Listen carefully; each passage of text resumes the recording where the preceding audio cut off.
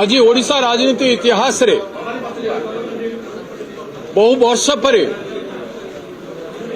समभावापन दल मान भितर बीजेडी कांग्रेस सीपीएम भितर गोटे राजनीतिक निष्पत्ति है राज्यसभा चतुर्थ सीट पाई एवं कॉमन कैंडिडेट हिसाब रे समस्ते ग्रहण करिछु। आदरणीय नवीन बाबू तोर प्रपोजाल को एआईसीसी ग्रहण कला।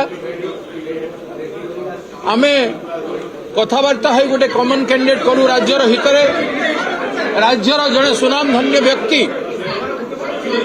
जड़े नेशनल इंटरनेशनली फेमस व्यक्ति डॉक्टर दत्तेश्वर होता जहांकर रिवोल्यूशनरी कंट्रीब्यूशन यूरोलॉजी क्षेत्र में किडनी ट्रांसप्लांट आदि क्षेत्र में ओडिशा रे एवं भारत वर्ष रे रही आमे समस्ते तीनोटी दल मिसी आमे तांको कॉमन कैंडिडेट हिसाब रे आज प्रार्थी पत्र से डॉक्टर होता दाखल करिसंती एवं नवीन बाबू स्पष्ट भाव में कही समाजवादी चिंतार समभावन व्यक्ति माने समय आह्वान क्रमे आमे समस्ते एक ही निष्पत्ति करिछु। तेणु ओडिशा राजनीति रे यह गोटे ऐतिहासिक पदक्षेप। Thank you sir. जदि देखिए जे संख्या ना किंतु जने स्वाधीन प्रार्थी होती दिलीप राय तांको बीजेपी समर्थन कर कले बड़े कौशल सेमती केवे हेई पारेनी। आपण देखिसंती हम संगे सीपीआईएम रो लीडर अछंती सुरेश बाबू तांकर गोटे विधायक अछंती एवं तांकर दलर निष्पत्ति कथा आपण जानती तांको सेक्रेटरीएट जहां निष्पत्ति करिवो सेटा हेबो।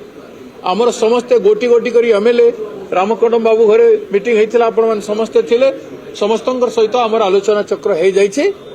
नानादी प्रकार प्रचार हेबो ए क्षेत्र रे विजय चतुर्थ आसन कॉमन क्रॉस वोटिंग हेतिला कांग्रेस रो भी 2 क्रॉस वोटिंग हेतिला बीजेडी रो 14 एवं बीजेपी हेतिला सेता बळे अपन काट अक्षय बाबू ना नहीं how confident you are that you can keep your flock together.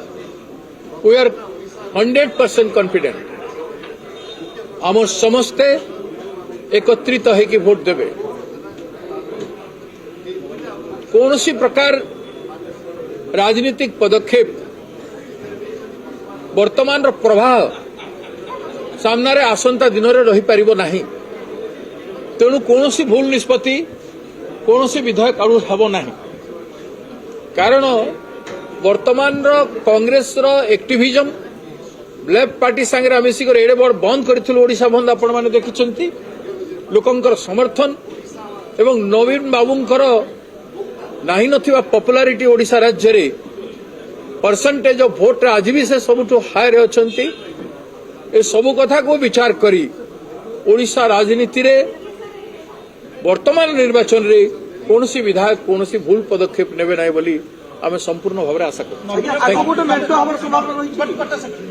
टिकक पूर्व हिंट्स देले जे कांग्रेस आ बीजेडी गोटे सेक्युलर अलायंस जाउछन ए जो वर्तमान संपर्कता है विल कंटिन्यू इन 2029। अपन देखंतु इंडिया अलायंस रे बहुत गुडे पार्टी अछंती।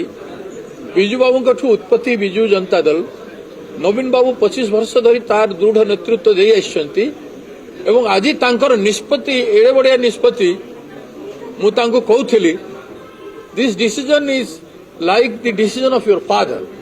भारतीय राजनीति रे बिजू बाबू ए भलिया डिसीजन गुडाक विकल्प राजनीति रे भारत वर्ष रे दिल्ली रे करुथिले से एवं ताकू समग्र भारत वर्षर नेता माने ग्रहण करुथिले। स्पेसिफिक प्रश्न सर पंचायत निर्वाचन और आसंता विधानसभा निर्वाचन रे आपण ए सेक्युलर अलायंस का मेंटेन करब चेष्टा करिए से सब संपर्क रे आसंता दिन रे आलोचना हबो।